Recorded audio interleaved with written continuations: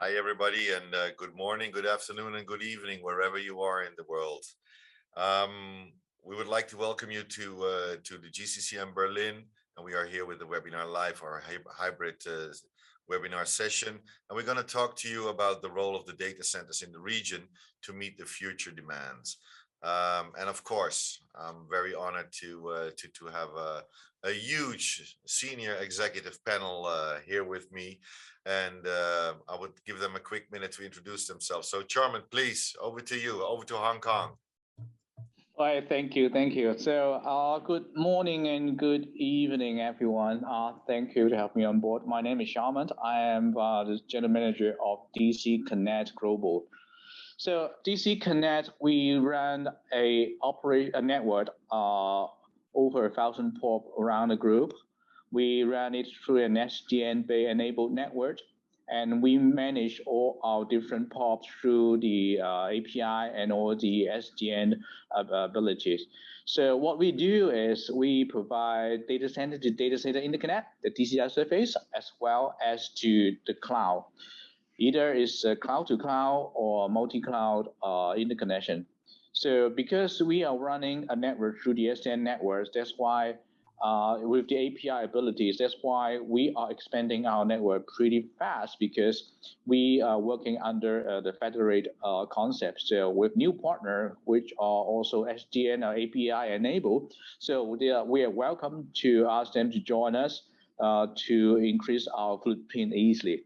So another business, what we do is we also license our SDN or BSS OSS software to those companies that are willing to transform their existing legacy network to become an SDN-enabled network. So probably this is a quick summary of what we do. Thank you very much, John, and welcome to be here and sponsoring this panel discussion. Kevin, over to you, to the beautiful town of Singapore. Hey, thank you very much. And from the beautiful town of Singapore, I wish you all a great welcome to the beautiful city of Berlin. And I'm sorry I can't be there. And anyway, just a quick introduction. Wong Carvin. I'm the currently the CEO and co-founder of a company called Data Center First. We've just recently raised a fund through a joint venture with Gore Capital in Hong Kong. And our goal is to build a series of next generation data centers, which are really trying to connect the edge to the hubs in Asia. So that's our that's what my company is doing, Data Center First. And our first project is going to be in another island, actually on the island of Batam. So basically, Batam is where we're going to start our project from, and we'll be moving from there to the rest of the ASEAN region. And that's my introduction. Thank you very much. Thank you, Kevin. Really lovely having you, and warm welcome. Mayank, we go over to you. Thank you, gentlemen. Lovely to be here. I am the Chief Development Officer for BDX Data Centers. My key responsibility is supporting all expansion, organic and inorganic. BDX is owned by an infrastructure fund based out of Miami, and we are about a 1.5 year old company and with a lot of hunger for growth.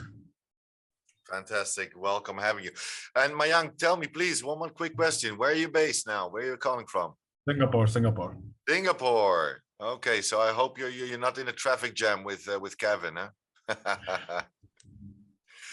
I'm happy to juggle between muting and unmuting my mic. Fantastic. Welcome having you. And then we'll go to Mundir, the beautiful city of Muscat. Thank you, Rick. Hi, everyone. Good morning and good afternoon. This is Mundir Al Raisi. Mainly, I'm heading the Omantel Wholesale Service Delivery team.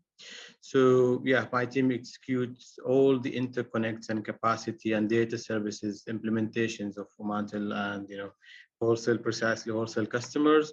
And I'm also heavily involved in the pre-sales, all the capacity data centers and connectivities, and as well as the submarine cable planning phase, and also at the operation phase of those submarine cables. And of course, recently, we have our joint venture with Equinix at MC1. So that is also part of my team's responsibilities. Fantastic. Thank you so much, Mundir. And last but not least, and live here in Berlin, ladies and gentlemen, we have Jens Leuchters from New Telco. Please. Thank you. Thank you. Good afternoon, everyone. Good morning, everybody here in Berlin. My name is Jens Leuchters. I'm Managing Director of New Telco in Frankfurt.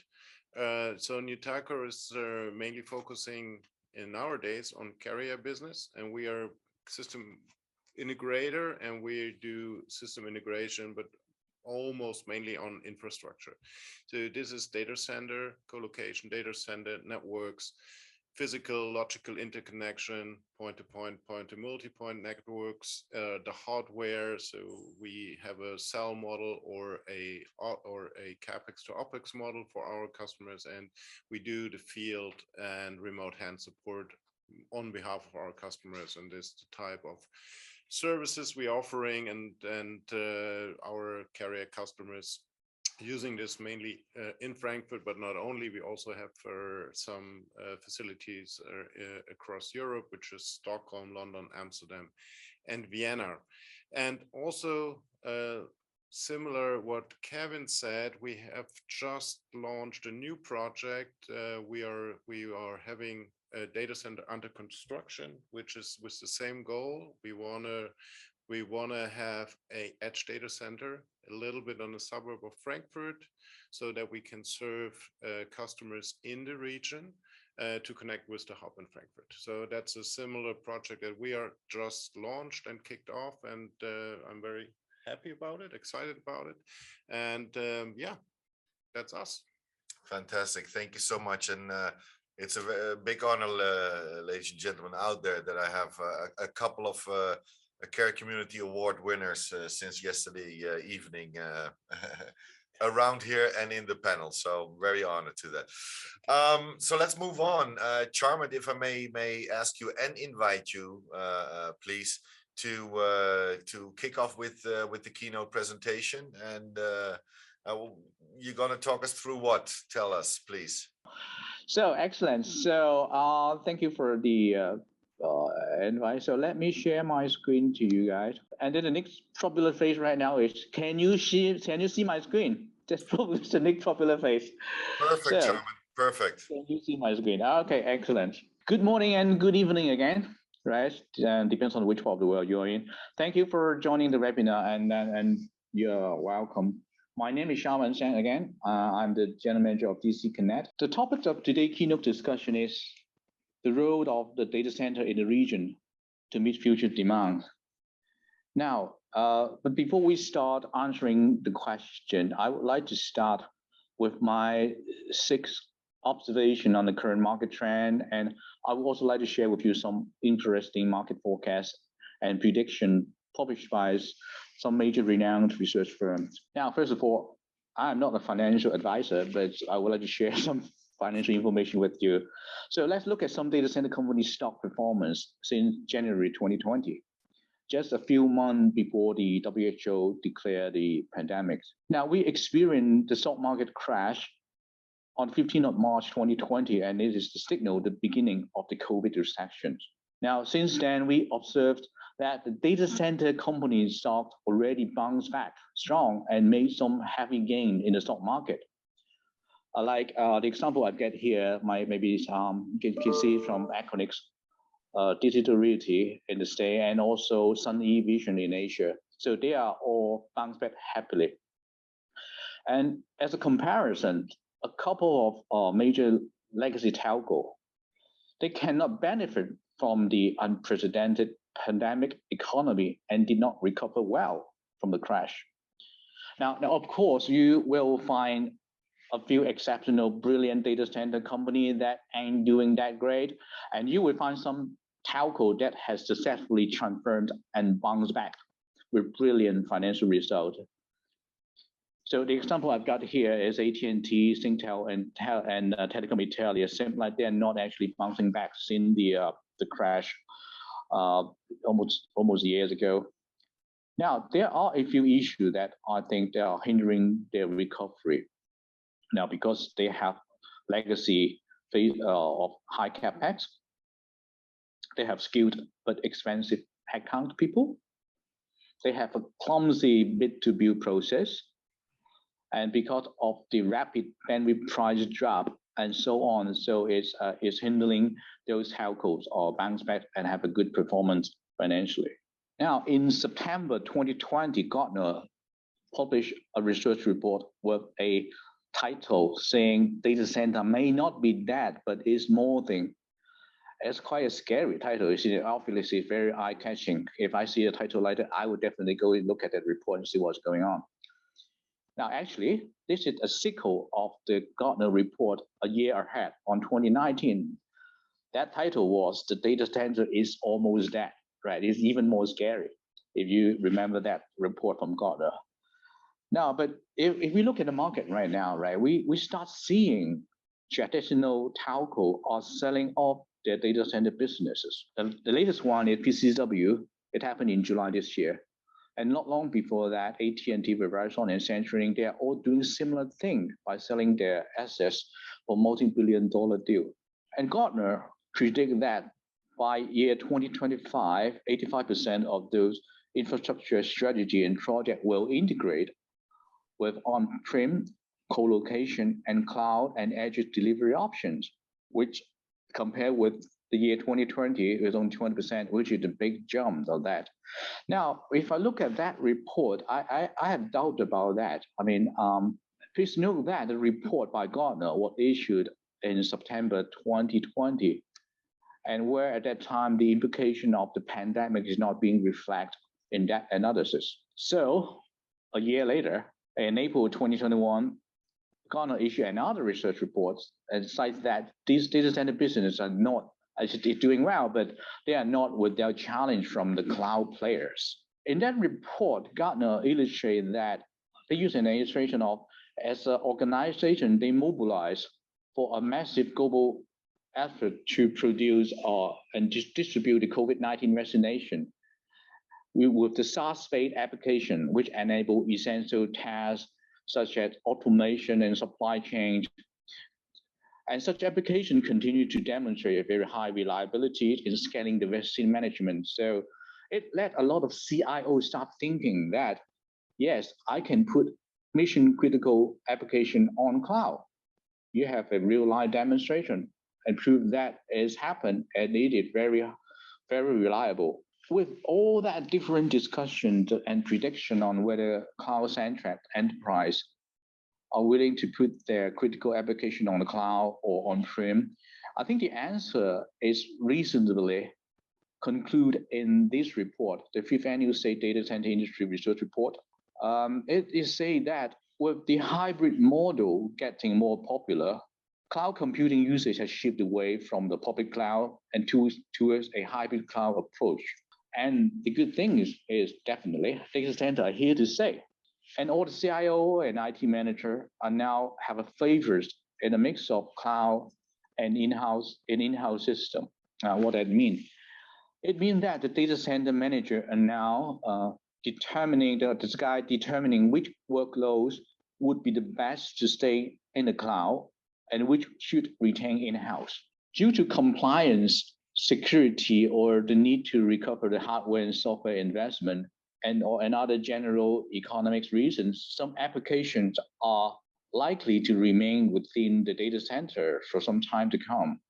Other application, other workload, if they are easier and cheaper to hold in the cloud, so by all means, just place there, put in the cloud, which can also take advantage of the tight integration with other cloud applications as well. Now, if we take a look at where are all these clouds located, you will easily see that there are a large number of public cloud deployment in the world with a lot of coverage of different regions and available zones. And it is not difficult to identify that there is a highly concentrated distribution of cloud locations, and it makes the cloud density highly uneven and create an effect called the cloud hub.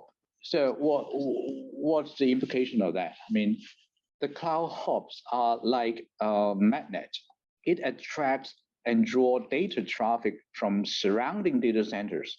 And naturally, it creates the demand for the DC interconnect and cloud connectivity business. Now let's take Southeast Asia as an example. Now Singapore, right? We have a panelist here in Singapore. Now Singapore as the major financial hub in the region, as well as subsea cable hubs, and with the highest public cloud market of almost $3.5 billion by 2023. And no wonder at least 5 major cloud players has already touched base there. Followed by Indonesia, the 4th most populated country in the world. And I have no wonder that all the cloud players will be going after that 270 million eyeballs market. No wonder about it. So similar cloud hub effect you can see in Europe and in North America. You can name a few with this sort of phenomenon. Since we know that there's a data center connectivity and cloud connectivity market here. So the question is, how big is that market? Now, it is predicted that the global DCI, which is data center interconnect market, will contribute to almost 14 billion market, although 14 billion market revenue by year 2025, where the enterprise end user segment contribute to the highest growth during that period. So this is good news because this enterprise customer are your direct customer. They are not wholesale customer, they are your direct customer. This customer directly hosts their service in your data center. You know who they are, you know them well, and they know who you are.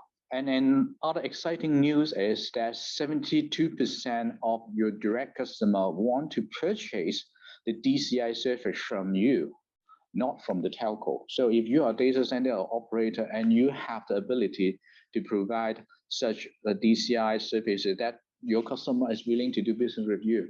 Now, we'll go back to the main theme of today. So what are the roles of data center?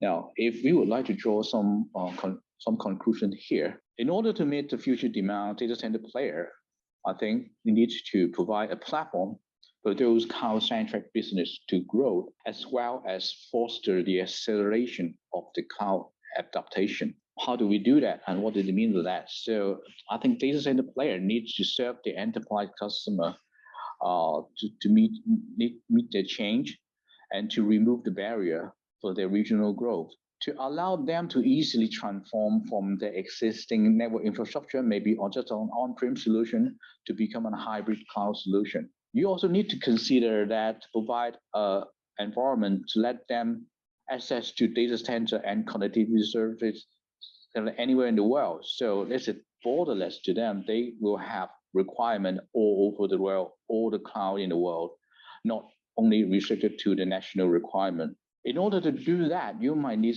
a simple and agile network infrastructure, allowing your customer to connect to the cloud, to the network ecosystem that can adapt and ready to need to connect to anywhere in the world. So this is what I believe the data center need to achieve that. Now, in here, I would like to introduce the DC Gateway service, which is an award-winning SaaS solution. Thank you. That we have won some award last night. And then I think we believe DC Gateway will be a solution to able to serve the data center customer to provide their need to meet the future demands. So what is the DC Gateway? Over the last year, I mean, we've been approached by some data center service provider for a solution, exactly solution. They want to fulfill the customer need for a fast, flexible, and cost-effective connectivity to the cloud and data center solutions. So that's why we have that DC Gateway SaaS solution that allow the DC players, the network facility, connect to our DCC global ecosystem, and then we provide access to over 1,000 data center locations with many major cloud providers, as well as major data center locations to them. So once you're part of that into that DCC ecosystem, then you can leverage the benefit from the highly agile and flexible SDN-based network, and you can reach out to all the endpoints of the federated network. The DC Gateway, I think we stand out from the rest of the competition because we reckon because of the ability to support the white labeling business model. Now, you can sell and market the service under your own brand name. Now, this is something that we believe is quite unique because as a DC provider, you probably want to provide a one-shop solution to your client, and that's why white labeling is something that you want to carry rather than a pure reseller position. So this is the business model that we developed for our channel partner. Number two, we provide and support automatic network resources trading. What that means is we have the ability for the DC players to define your own price for selling your own network resources. Now, the benefit of this are twofold. Not only will you be able to access to the ecosystem for data center and cloud platform with some instant provisional ability, but it also allow you, it also allow other ecosystem player to reach out to you for your network resources. So since you have the buy and sell functions in place, so this is a new revenue generation tool for you, because you are capturing new revenue from the networking business on top of your existing DC data center business. The next one I would like to introduce is AI pricing calculation, which I'll talk about a little bit more in the next slide. So this is actually a automatic path selections based on the shortest path or the lowest cost path that we can create that for you. And with some minimum investment in compatible SDN switches and a backbone connected to DCC node, so the DC players can gain access to all the node worldwide, and with the ability to make some on-demand connection on a pay-as-you-go basis. Now, this is a schematic of the pricing logic that I mentioned earlier on. This is just an example of the way how we do the pricing. As you can see, there are a lot of nodes and lines connected together. We use a concept called a segment pricing. So we added up from segment by segment, from destination AN to destination BN. So we have AI mechanism so that we can work out the path with the shortest latency or the path with the lowest cost, depends on your requirement. So if the DC gateway partner join our network, so in here is an example of a partner which already have 3 data center premises and they have some backbone connected all together. They join the ecosystem here. So once you join this ecosystem, so all the ecosystem partner or all the other user in the ecosystem will be able to see your resources, and they can buy the resources through the portal. As long as you keep your price here, you tell me how much you're going to price it. So all the other partner can buy your resources using the same portal. So in here, you are in the position of the buy and sell together, meaning that you can capture new revenue, or you can be easily to get connected to all the other data center or cloud provider that you want in the world. Finally, this is our coverage. We have over 1,000 POPs in APAC, North America, Europe, and China, and is now available in all the major cities, such as Japan, Singapore, Malaysia, Vietnam, and Thailand, and all that. So thank you for your time, and thank you for watching the presentation. Thank you very much. Thank you very much, Jarmond, and really interesting to see what you guys are doing. And again, congrats with the awards yesterday evening, and I think well deserved. So absolute congrats to that. Now you gave us an overview of, let's say, the Southeast Asia region, again with the report from Gartner and so on.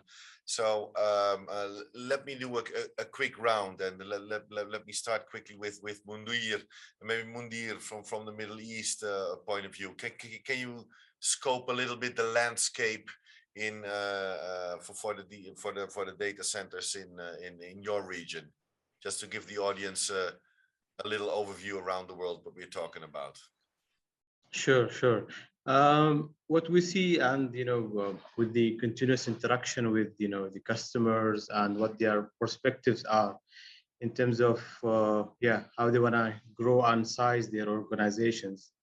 So I think, as the chairman said the demand is always they sometimes to keep some of the data within their in-source data centers, but which are less sensitive, or kind of they can easily store or host somewhere in the third-party data centers. I think that is being noticed in the region. We see let's say loads of what we call small and medium enterprises in the region. They are tend to move to third-party data centers, or well-managed or well-known data centers, which such as known trademarks in the region. Simply because, of course, yeah, they wanna get better investments on their IT systems, and get that hassle of managing it in terms of infrastructure and hands-on experience in day to day. So they keep that or shift that trend into well-known managed data centers in the region. I think that is increasing in what we have seen in the past, let's say, at least 2 years and 2.5 years. Okay, thank you very much. Jens, can you give a little bit, what are the characteristics of the current landscape, let's say, in not only Germany, but also Europe, just to put something to the total picture? Yeah, sure. It was a presentation that German made there. He was exactly making a couple of points that we did in our research as well, that has driven us to the decision to build an own or a new data center as well.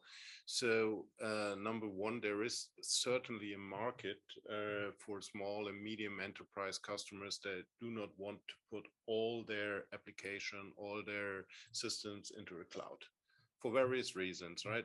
Maybe for a governance reason, maybe for a security reason, and simply they want to still have their own IT infrastructure and run it.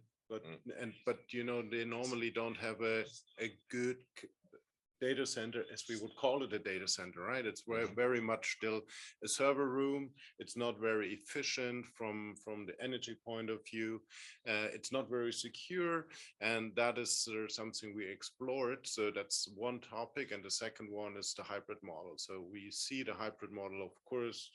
Cloud is all over, and it has its place, it's right, but not every customer wants to put everything in the cloud. So the hybrid model is a good way through and to meet customers' expectation and their IT needs, for sure. Then for that is one topic that we are seeing as well. Another one for us as a traditional, let's say, neutral carrier provider, but our main source is the carrier.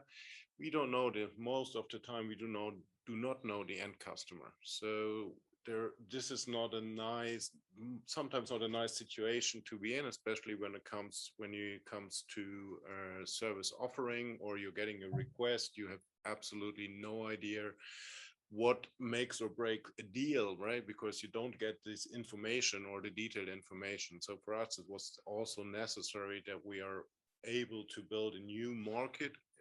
For us as New Telco means we also want to go after small, medium enterprises in the region, of course, not to compete with our customers that are our carrier customers, which are international carriers. So that is another very important stuff for us. We have to keep the neutrality somehow. But yeah, this is again also from our point of view, this is a mandatory exercise for us as a provider also to fulfill let's say the carbon reduction needs that a country has, because we help to centralize from various small IT rooms into a very nice data center that is offering a very sustainable and good power usage efficiency. So we are helping to reduce this power as well, power usage as well.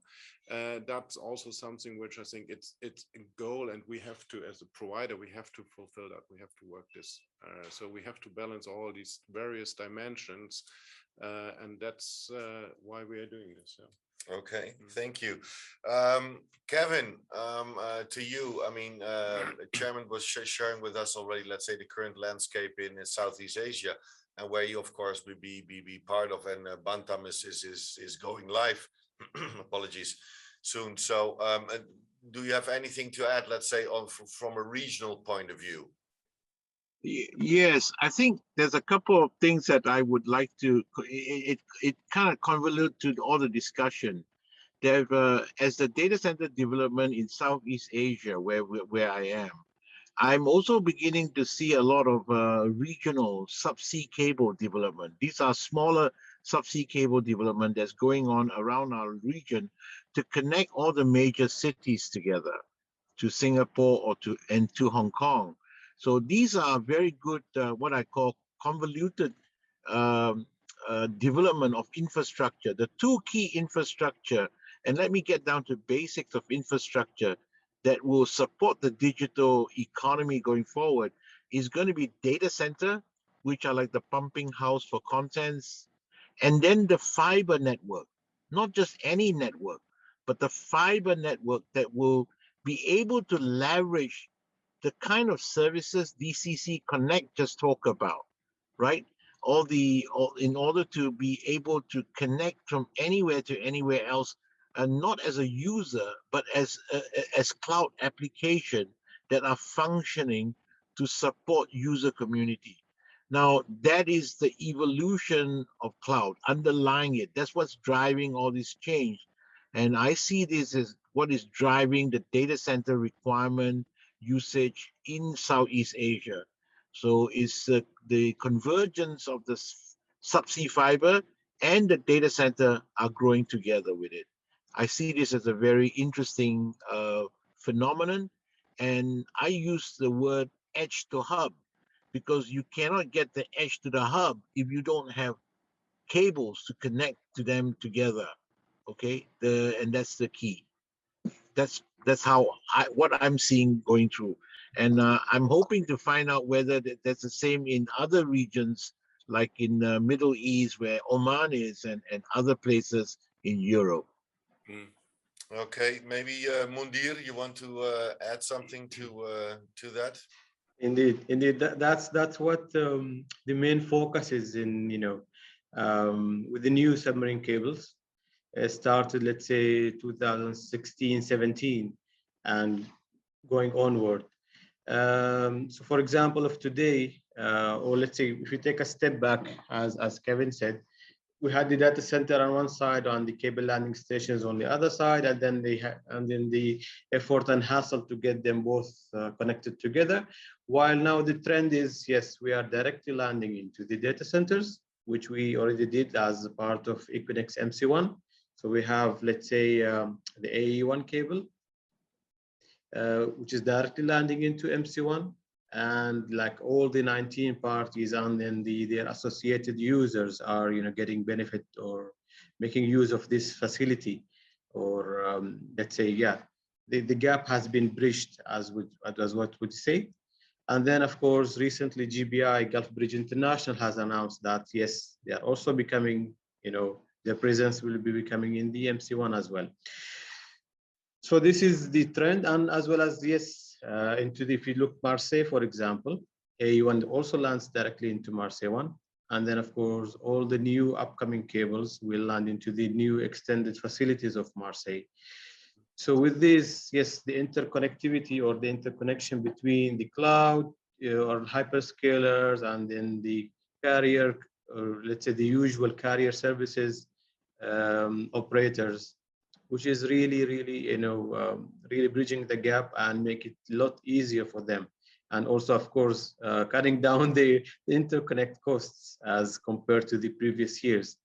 So that's the trend moving forward. And then, of course, the data centers also need to think of, how would the energy or the usage of the energy and the carbon emissions due to the expanded demand on the data centers now, especially it's not only the servers, but also now the power feed equipments are hosted within the data centers, which is the new upcoming trend. And I would say it's a challenge, but it's the matter to look at as well in terms of energy, reusing the energy within the data centers. Okay, thank you, Mundir. Just before I go to back to Jens and to Chairman, Mayank, please, anything to add to the current landscape, characteristics and trends you see? Indeed. So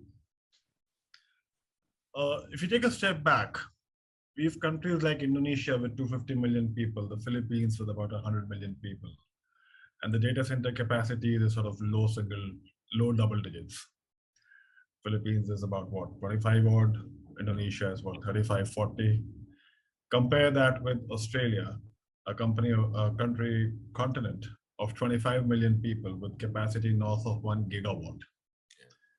So there's orders of magnitude of difference.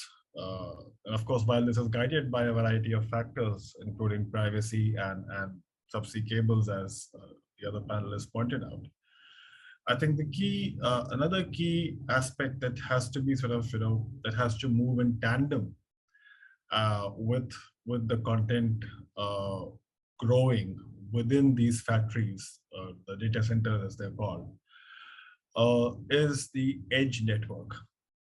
And a lot of these countries today are sort of still building up their networks. And where my friend Carvin is going, the data will move from the edge to the hub and back and forth. But it also has to be consumed by the public, by the eyeballs, as we call them. And that sort of piece is what still needs some amount of building to do. Okay, thank you. Let's move ahead, gentlemen, because Kevin, you quickly mentioned, let's say the partnerships which are actually there and which are rising, and maybe it's even needs to be intensified. So maybe for you first, Chairman, if you want, do we see new partnership models between, could be cable operators and content providers, and well, I mean, what's your opinion, and how do these partnerships meet the growth and the customer demand? No, thank you. Yeah, I think yes. I'm a strong believer of partnership. I'm a devil advocate. Believe in the federated network. This is how we build our business. I mean, no, not a single operator in the world can build thousands and thousands of pop in the world. No, not a single carrier can do that. So they got to be partnership. Now, for us, each partner had its own unique characteristic, had its own advantage and disadvantage. So some partners strong in Europe, some partners strong in the Middle East, some partners strong in Southeast Asia. So we are strong in Southeast Asia. We're strong in China and Hong Kong. Now, the thing is, right, if we want to actually provide a really agile network to customer, we got to be able to provide a service that covers the whole world. So in order to do that, I need partner to help us to build this big picture. Now, traditionally, it is very difficult. We talk about the NNI, talk about the layer 2, layer 3 protocol, how to network integrate together. My network legacy is not the same as your network. How these two network connected together? It would take a lot of time to build a partnership. But nowadays we have API. We are now building a partnership with another API-enabled partner in 2-3 weeks, and then it's done. What I mean by done is physically you just connect a layer 2 service together, and then on top of that, all the intelligence is through the API, starting from using API to call the partner. Hey, tell me all your resources. How many data centers do you have? What are their location? What are their XY coordinates? Tell me. I use the API call, send it over, and then all the information come back. I put all the information onto my portal, so I know each partner has 500 POP there. And then I make an API call. Hey, tell me the price. I want to buy your service from your A data center to B data center for 100 meg. How much is it? I send an API call that, and then the API come back. This is the cost, $1,000 US. And I can quote to my client. Now, because of this ability for allowing me to form a partnership rapidly, able to manage to give my customer very rapid quotation, said, okay, everything can be done in the fingertips. Now, because of that, my rollout is very fast. I would be able to build my network with the right partner easily. And the partner will see that is a benefit to them as well because of this economic of the scale. I mean, I've got 1,000 data center. You have 50, so join us, then we'll have 1,050. Because we're sharing the resources together. I open up my API to my partner use mine, and I use them. So because of that API economy, we make it's a different ballgame with partnership. It's not the old way to do the traditional NNI anymore.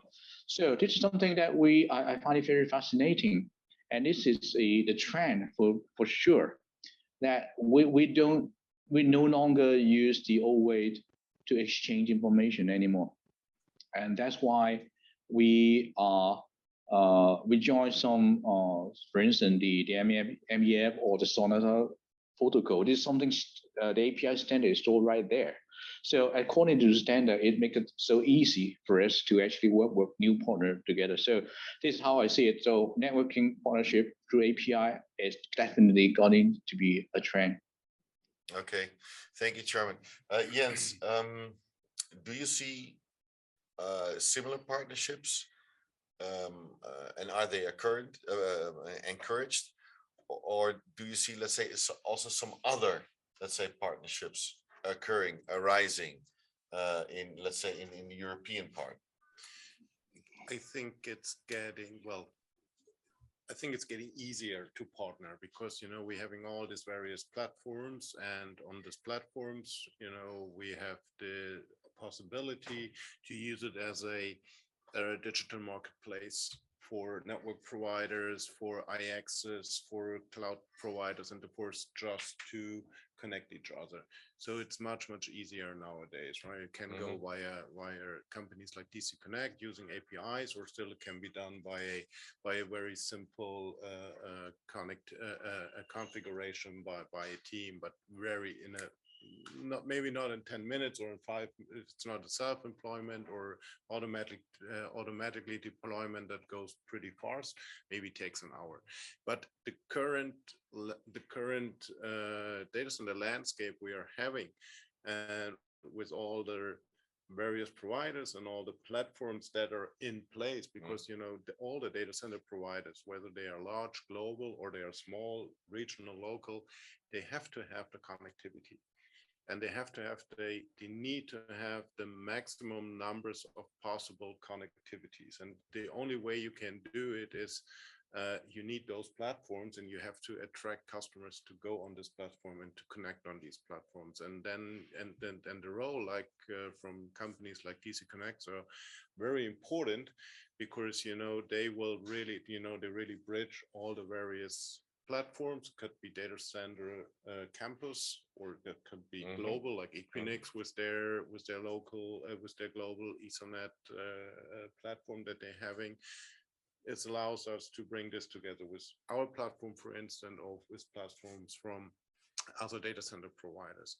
So that's absolutely key, and that's a must. And it's underpinning again what the topic is of the discussion.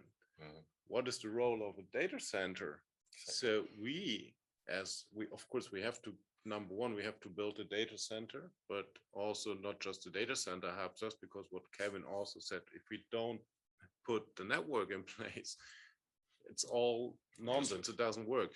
So the role of a data center in the days is, if we put it into the region, it's not just we invest into the data center for all the reasons that we have discussed. Yeah, we're helping companies to reduce their carbon footprint by hosting their servers. We need to invest into the cable. So that's what we had to do as well, too, because we had to, so therefore we expand the cable network. We help to get the hub to the edge. So again, we need to have best process connectivity to an IX. or to a place where all the other network meets, so that we can extend it and long haul it to our data center.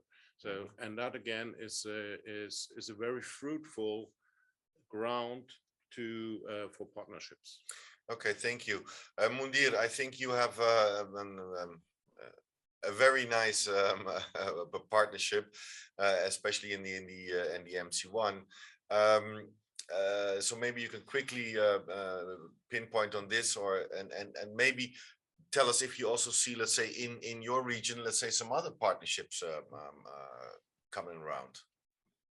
Yeah, indeed, as you said, Eric, yes, Omantel and Equinix joint venture is really one of the successful stories in the region, and it has shown its outcomes very fast, and how MC1 is growing.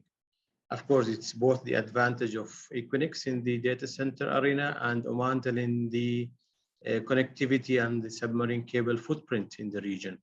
So, for example, yeah, when we established MC1, it was fairly easy and quick to connect MC1 to the rest of Equinix data centers and network, and using their what we call Equinix Fabric product, that any customer could reach any DC, Equinix DC, just instantly using the Equinix Fabric connectivity services. So this is growing. Let's say precisely Omantel and Equinix. We are trying to explore further and further opportunities either within Oman itself.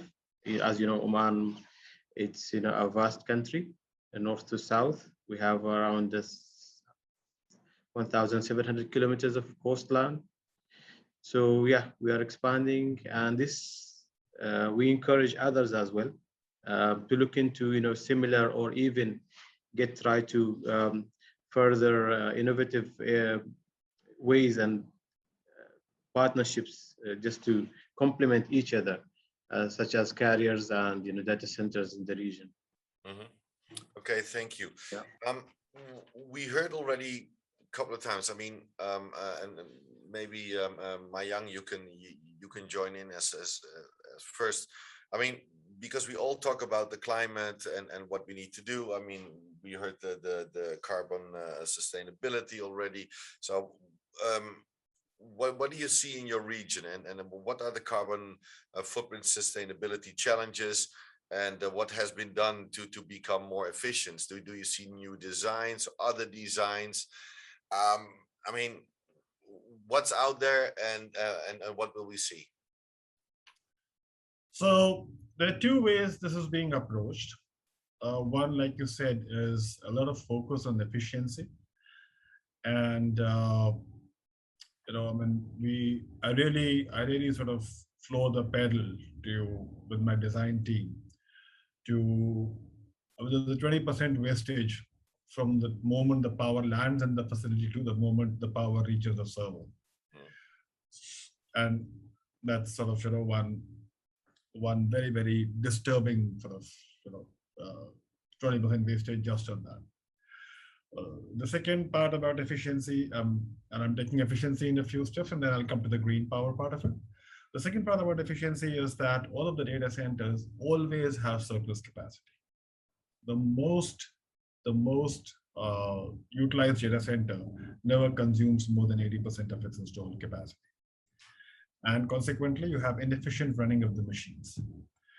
The way out that I'm trying to sort of work through is to have customers within the data centers to have degraded SLAs and be okay to consume that 20% capacity.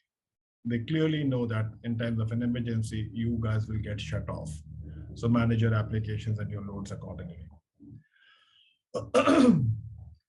Moving on to, so that's one part. The second part of it is that a lot of governments in the region, so Singapore, for instance, has put on a moratorium on data centers for a variety of reasons. Of course, data centers being the power guzzlers that they are. And we at BDX are lucky because our parent, the shareholder, the infrastructure firm, has a very rich sort of portfolio of renewable power companies. And for my next expansion in Taiwan, for my next country, which is Taiwan, we are going to ride on the renewable power being produced by one of the sister companies of ours. And to that extent, we sort of now have an informal sort of understanding that wherever there is a renewable platform being set up, BDX will by default go and set up a data center there. Mm-hmm. Okay. Okay, thank you. Charmant, please jump in on the green plan. Well, I'm not really in a position to comment on the green data center because I'm not running a data center. I'm not doing data business. But as far as I know, I would like to bring into that idea about the ARM-based server, because what I'm hearing about the ARM-based server is something that usually the ARM is not in the servers industry, they are in the CPU industry, but now they're getting moved into the servers industry. Now, if this is turned out to be successful, I think there will be a lot of saving in terms of power, and to reduce the power requirement for an ordinary server like the one we have in 86 architecture. So if this is going to happen, probably it'll be a very cost-effective solution, and it's a good news to know. I'm looking forward to that actually being happen. Mm-hmm. Okay, thank you. Kevin, what do you see? Hi, yeah. The renewable power problem is not just current, it will be with us for the next 5 years to 6 years. And for data centers that doesn't find a solution, then we have to really think hard about what to do next. And this is not from me, this is from the communication I have with both my potential customers and customers. The renewable power requirement is going to become more and more high on their list of needs. It used to be good to have, now it's moving to a need to have. So we need to make sure that we are able to find renewable power solution. And by the way, gentlemen, there are actually quite a lot of available solution, quite old ones that none of us are thinking about. I mean, you know, technically, I had a discussion with the energy people here. Hydro dam power, which is in abundance in Sweden and the Scandinavia, they are considered renewable. And I was also told that nuclear power is technically renewable, right? It's not fossil, right? So it's renewable. So we have to think outside the box as a data center provider. The other solution that we are working on for Singapore is going to be a challenge. And the other option that Singapore has is to buy renewable power from outside, because we are not going to have the ability to produce renewable. We don't have enough land to do that, unless we decide to build a micro, nuclear power station next to my apartment.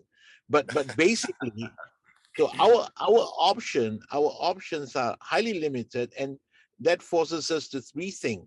And that's one of the reasons why the Singapore government has put the data center into a moratorium state, because of two challenges. Is what exactly would the model be? Because the demand for power is actually coming mostly from the data center sector.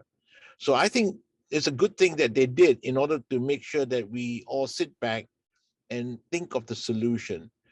Now, so that's one area, that buying power from third party. Now, for that reason, that's one of the reasons why I choose to go start in Batam. And there are different options available, and we're not restricted by the same power scenario as Singapore has. But at the same time, Batam is close enough to Singapore as actually on a network time basis, we're about 3 milliseconds away from Singapore. And if you look at that, there are about 4 major subsea cable that connects Batam to Singapore today. And there's 7 subsea cable that connects Batam to Jakarta. whilst there's only 2 subsea cable that connects Jakarta directly to Singapore. So you do the maths. So we believe that if you look at renewable power, you need to move away from a Singapore perspective. Our strategy would be to have to leverage off other country. So that's the way to go with renewable power. And there are quite a lot of interesting and sexy technology, which I cannot talk about at the moment, that's coming out of the Silicon Valley of all places. And they're working on really interesting idea of how to generate large amount of renewable power, which I believe would be quite at the right price, at the right price. Okay, the pricing is always strategic. Thank you. Okay, thank you, Kevin. Jens, just quickly, I mean, you've been building now a new data center as well in the suburbs of, or a bit outside of Frankfurt, but you also had a very, let's say, green, renewable, sustainable idea behind there. Can you quickly share with your fellow colleagues and the audience a little bit what you're doing there, just in a nutshell? It's I mean, it's not a rocket science technology. We are just using solar panel as much as we can. So we put them on our rooftop, and then we produce the power we own and we use. So that will help us, but only a little bit of the power we need, because the political restrictions also to produce your own power is not as easy.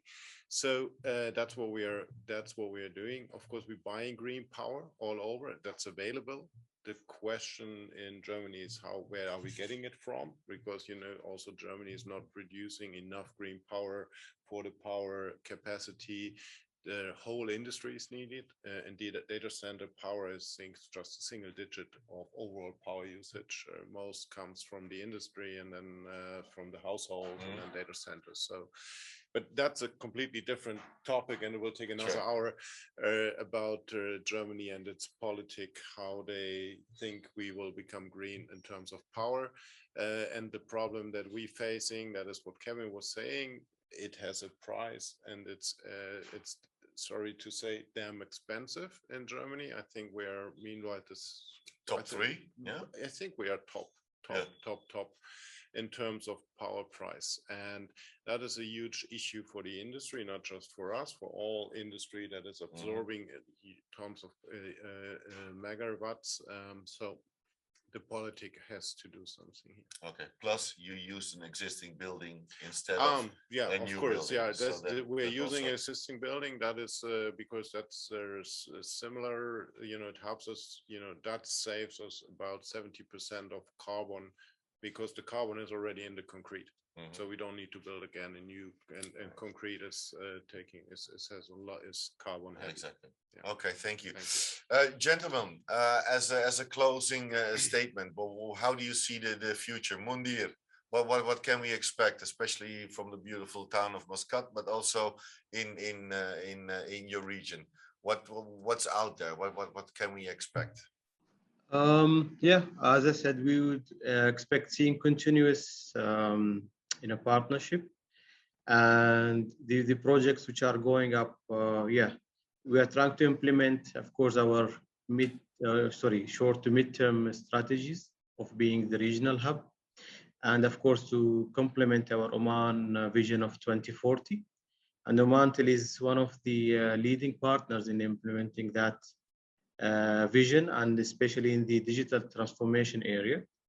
And yes, we are complementing with further submarine cables connectivity to Oman and into the region, additional data centers, and we have our own now subsidiary, which is we call it Oman Data Park, which is also complementing on the national side of the data center business as well. So I think the future is more focused on data centers and connecting everyone to everyone with the help of the submarine cables and the complementing that sense of that side of the business as well. Okay, thank you, Kevin. Give me your crystal ball. My crystal ball is that if you want a good life, don't get into the data center business. But if you enjoy being tortured, and that's what you like to do every morning when you get up, this is the place to be in. The business is going to, for the last 20 years of my involvement in the data center business, I started in 1999. The technology hasn't changed very much on the data center part, the mechanical, the electrical. It's been very stable. Let me tell you now that the biggest challenge we have in the data center industry is going to be internally driven. There's some of the most amazing technology, electrical and mechanical technology that's coming out. They're going to be change in the cooling strategy as well, but not driven by us, but driven by our customer. Someone said about the ARM drive. I'm talking about not the ARM drive, but I'm talking about other CPUs. That there's a change in cooling technology from the computer server side. I've been seeing some amazing discussion. I've been having some amazing discussion with server company, and the change of cooling in the server would mean a dramatic change of capex for the data center cooling system. And this is something we have to be watchful of, because if you keep building large data center with traditional cooling techniques, you could be out of fashion. So that's my kind of parting shot here. Hey guys, it's a great business, but it's getting dangerous because our technology and our customer technology is changing. So you got to keep an eye on the space. You got to keep an eye not on our space, but on our customer space. And I'm going to end with that note. Okay, thanks. Thank you so much, Kevin. Mayank, what is your, can you scope the future or try? Count the zeros, keep counting. Thank you. Right. Okay, thank you. Charmant. Yeah, all looks promising. I've never seen such a promising future, because I'll keep saying the API economy will foster for sure. I will see the global federated network will getting bigger and bigger. I will see more and more data center company is going into SDN or any automated with orchestration ability. So this is the trend. I mean, it's good to see this happening, because at what Kevin said, that there's no new telecom technology for a long time, not until the SDN come into place. So this is something promising, and I think it is brilliant, very prospecting in the future. Okay, thank you. Jens. Well, your prediction. Well, I hope we will sell our data centers soon, so that we can think about the next one and hope for new technology will arrive so that we can think about a different design, as we save power for cooling, etc. So, but yeah, the current, it is what it is at the moment, and we have to build with the technique that is available. So, but of course, yeah, there are some technology evolutions or evolution we saw over the past years. Now we need probably a technology revolution. So Kevin, I'm looking out to you, what you were going to tell us in the future. Okay. And keep counting the zeros. Keep counting the zeros. Keep counting the zeros. That's a nice, beautiful statement. Okay, gentlemen, I would like to thank you very much for being at this webinar here, hybrid actually, so live and virtual, from Berlin, and sponsored by DCConnect. So, Charmant, thank you very much. Mayank, Kevin, Mundir, and Jens, always a pleasure talking to you. And ladies and gentlemen out there, and even here in the audience, we would like to thank you with these gentlemen. It has been an honor to have, let's say, such a senior talent still on the webinar. And from us, it's to say goodbye to you, and thank you so much. And stay tuned with GCCM. And Charmant, Mayank, Kevin, Mundir, and Jens, again, thank you so much, guys. See you soon.